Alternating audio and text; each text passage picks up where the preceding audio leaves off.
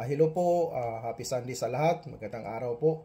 For today's video mga higala, I am Amigong Bisaya Vlog. I'm Bisaya but itatry ko pong magsasalita ng Tagalog. Hindi po ako fluent sa pagsalita ng Tagalog. Tagbis po yung gagamitin ko, Tagalog, Bisaya. So, gagawin ko po ang lahat na ma-share po ang salita ng Panginoon sa oras na ito. Kasi while devotion ko, the Holy Spirit convince me what if kung magsishare na ulit ako ng salita ng Panginoon. Before nakakapaghayag na po ako ng salita but natigil at saka nahaluan ng mga daily vlogs, mga kamunduhan ng mga vlogs, no? So the Holy Spirit may remind me, at salamat sa Holy Spirit, sa Panginoon na nag-remind sa akin ngayon para maghayag ng inyong isang salita ng ating Panginoon ngayon, no? So, ang isi-share ko ay makikita po natin kung mayroon kayong mga Biblia dyan. Buksan po natin sa John 14:6, no? So, babasahin ko po dito mga kapatid. Sinabi dito sa John 14:6, si Jesus po mismo nagsabi kasi naka-read po talaga siya, no? So, Jesus answered, I am the way, in the truth, in the life.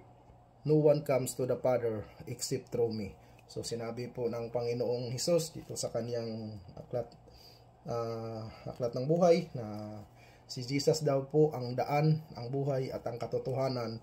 Walang sino man na makakapunta sa Diyos Ama kundi sa pamamagitan ng Diyos Anak. So alam naman po natin na ang Diyos ay may tatlong persona, God the Father, God the Son, and God the Holy Spirit, no? So if you believe Jesus is the Son of God, you must believe also God the Father, no? So napakaklaro po mga kapatid, no? So kung wala po tayong pagkakilala sa Diyos Anak na siyang nagligtas sa iyo, sa akin at sa lahat ng mundo na makasalanan dito sa lupa, alam naman po natin na ang Diyos Anak ang siyang bumaba, na pinahintulutan ng Diyos Ama na bumaba dito sa lupa para paghirapan, pagdusahan ang kasalanan na hindi naman niya ginawa. Supposedly dapat tayo yung nagsasuffer sa kasalanan, tayo dapat yung pinako sa cross, but the love of God is very hard, no? So hindi niya hayaan na magsuffer tayo, kaya ang Diyos na mismo ang bumaba dito sa lupa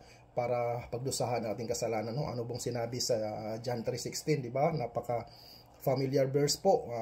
For God so loved the world that He gave His only begotten Son, that whosoever believe in Him shall not perish but have everlasting life, no? Dahil sa malaking gugma sa Diyos Ama, pinadala niya ang kanyang bugtong anak, no? So to cut the story short,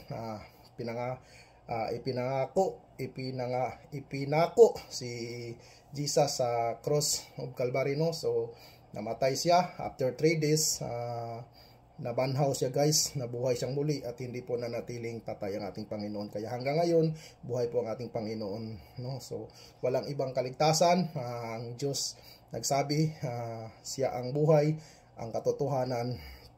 Walang sino mang makakapunta sa Diyos Ama kundi sa pamamagitan ng Diyos Anak, no? So patuloy po tayo, malayo man tayo sa ating pamilya, walang ibang kapapangaralan kundi magbukas po tayo ng Biblia, magdasal po tayo, manalangin po tayo ng taimtim, no? So ito na po yung first upload ko. Sana magtuloy-tuloy na to itong gawain ko sa paghayag ng mga salita, no? So bigyan natin ng kabuluhan ang ating oras sa ating puso, isipan para sa Panginoon.